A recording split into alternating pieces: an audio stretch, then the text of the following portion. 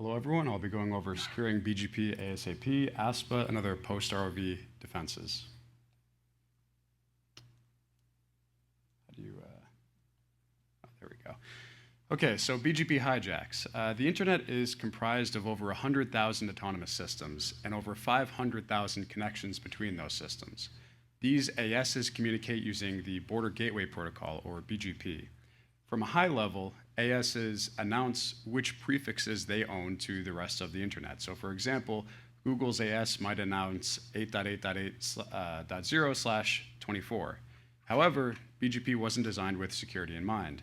Other ASs can basically claim to own that prefix of 8.8.8.0/24 and reroute the traffic to themselves. So you can see here the attacker, AS666, announces the same prefix as 15169, and all of the traffic from ASs 1 and 2 for that prefix are rerouted to the attacker. And these hijacks are happening pretty much every day. Now, the IETF, or the Internet Engineering Task Force, has proposed a standard to secure BGP called ROV. This is pretty widespread now, and from a high level, ROV kind of works by keeping a list of valid prefix origin pairs. And every ROV AS basically validates that for every announcement that they get, that the prefix and origin are signed based on who actually owns it. So AS2 here is deploying ROV. When it gets the announcement from AS666, it checks the origin, it sees that it's not correct, and it would drop the announcement. However, forged origin hijacks can basically bypass ROV. This is a pretty straightforward attack where the attacker will fake the AS path and prepend the legitimate origin. So you can see here that the attacker has prepended the legitimate origin of 15169 to the attack. Then when AS2 receives that announcement, the prefix is accurate, the origin is also correct, and so it will actually bypass ROV, and the attacker will still attract the traffic. When sent to an attacker's providers, this is a very powerful hijack that can potentially propagate throughout the internet. So is ROV good enough? To test this, we basically simulated the current internet topology with real-world AS and ROV data, and we discovered that already today, forged origin hijacks are basically more powerful than prefix hijacks, even with the current state of ROV deployment. Subprefix hijacks, which I don't have time to get into now, are actually not possible for /24 prefixes because ASs typically drop prefixes that are longer than /24. So how can we defend against this powerful forged origin attack? For that, there's another IETF proposed defense that's pretty new called ASPA.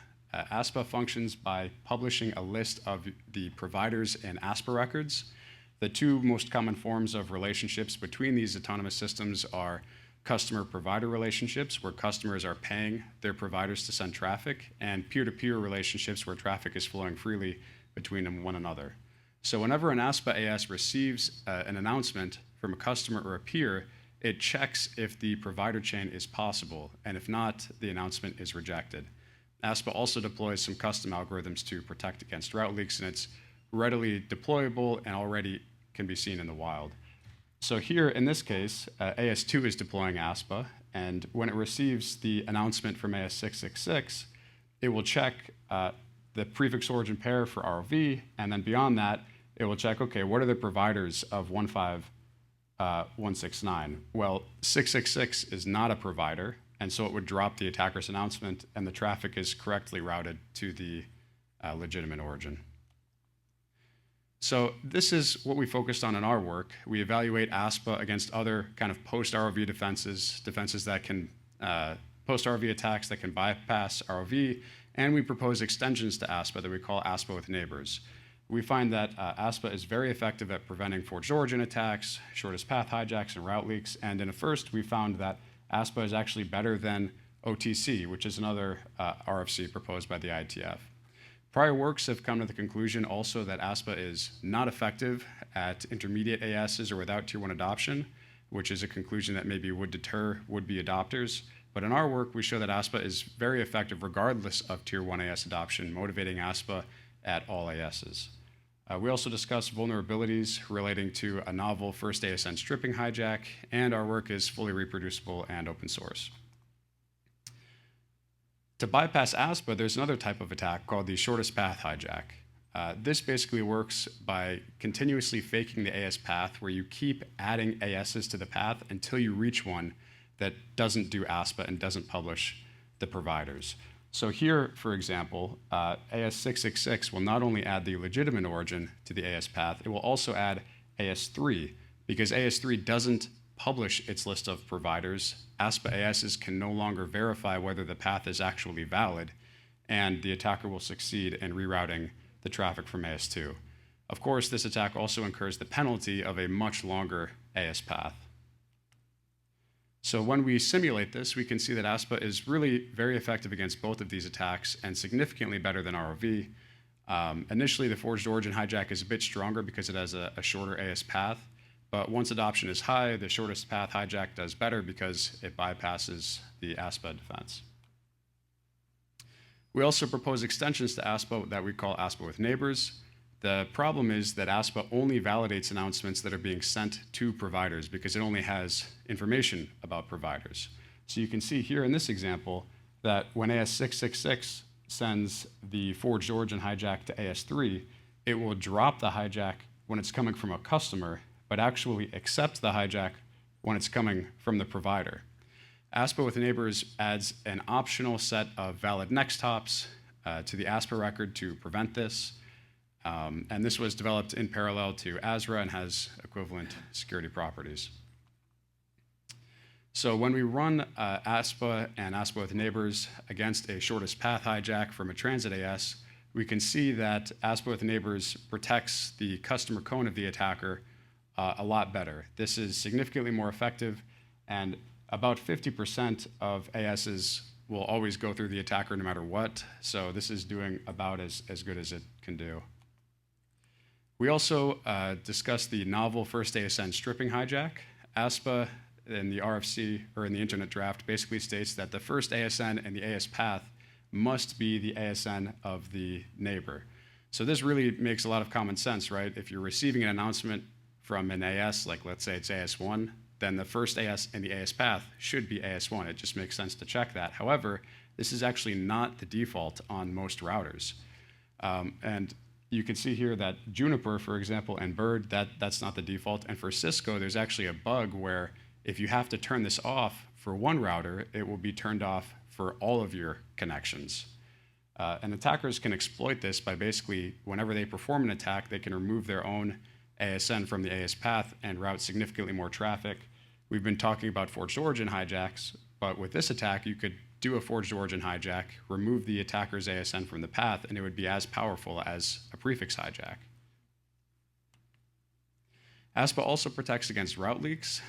You can see that there's commonly misconfigurations where an AS will receive an announcement from a provider, and when that happens, they should only forward it to their customers, but sometimes due to misconfigurations, they might route it to their other providers, peers, et cetera, and that would violate the value-free routing principle.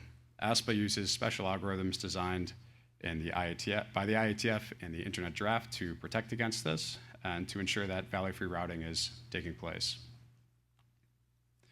Only to customer attributes are another protection against route leaks that was proposed by the IETF, and from a high level, when announcements have these OTC attributes, they should only be sent to customers. OTC is already deployed, but it's only used by a few smaller ASs. And when we simulated this, we actually found that ASPA is equivalent to OTC in our simulations for these misconfigurations. ASPA also protects against intentional route leaks, whereas OTC attributes would not do that because an attacker could simply remove them from the announcement, whereas ASPA is, the information is not included in the announcements. Additionally, there's been previous papers that have showed about 1% to 3% of ASs drop these transitive attributes. So when that happens, ASPA would also outperform OTC. And this is kind of significant because, now that ASPA exists, if you're going to only invest time into one, really you should be investing it into ASPA. Also, there have been prior works that have studied this that have basically said, well, without Tier 1 AS adoption, ASPA isn't really worth it. But we show in our work through various simulations that even without Tier 1 AS adoption, ASPA still has a very strong impact, motivating adoption throughout transit ASs and the internet at large. Our work is also reproducible. Our simulations run off BGP, which is a leading Python BGP security simulator. It's been used in a bunch of publications, and we actively maintain it.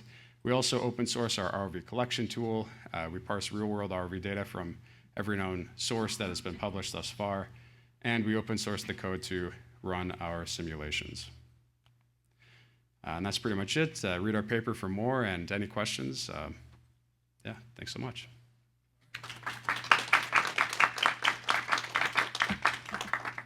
Questions, please come to the mic.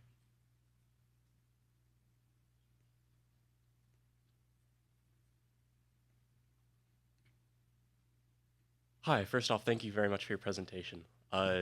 So in a lot of the graphs you show percentages of attacks blocked. I'm just curious how you go about modeling and simulating those attacks, and like, is it like an exhaustive, all the top possible attacks in all possible routes, or, you know?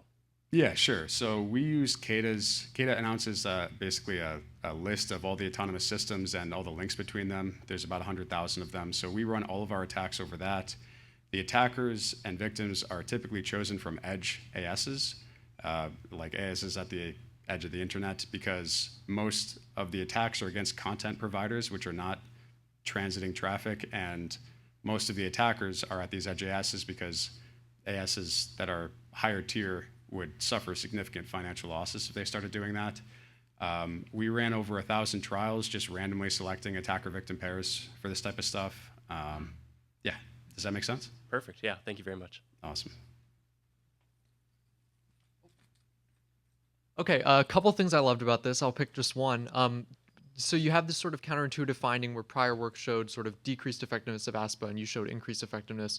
Are you able to provide some context for like why you got that different result? And then sort of to give you a chance to go further, like how do you see us preventing sort of incorrect findings like that happening in the first place in the future? Sure, yeah. So I think a lot of it boils down to kind of methodological differences.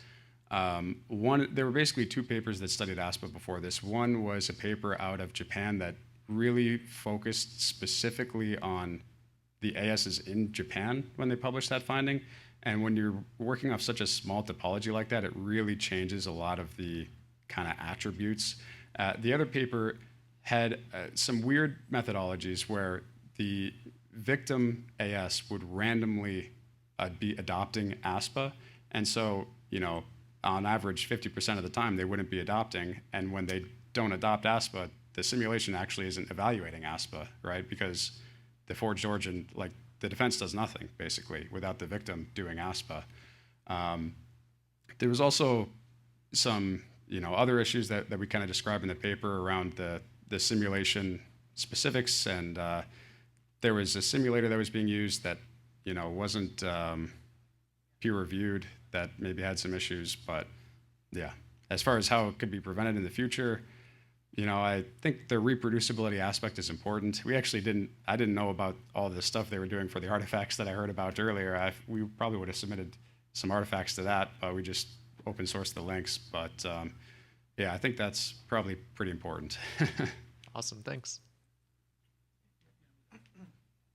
Thank you. I'm from Japan, and also I have questions about. So, you mentioned ASPA can outperform OTC or any other ROV defenses, and I wonder if there is other possibilities or practical scenario how, like OTC or any other ROV defense will provide better performance than ASPA. Because my question is basically ROV defense or BGP security depend on topology or any other conditions. So I want to know whether other possibilities in case of Japan or something like that. Oh, sure, yeah. So ASPA isn't really meant to replace ROV. It's meant to be kind of deployed alongside it. In terms of when a different defense would outperform ASPA, we evaluated several in our work, and we didn't find any that were better. It's just, we actually prove in our work that if the same ASs are deploying ASPA versus deploying these OTC attributes, the effects are equivalent, but in the real world, there's slight differences. Like, for example, OTC attributes are sometimes dropped, and the attacker can remove them. The one policy that we did find actually that was better than ASPA was this BGP ISEC policy, which is an extension on BGP sec. However, that's not currently deployed in the wild like these other policies are.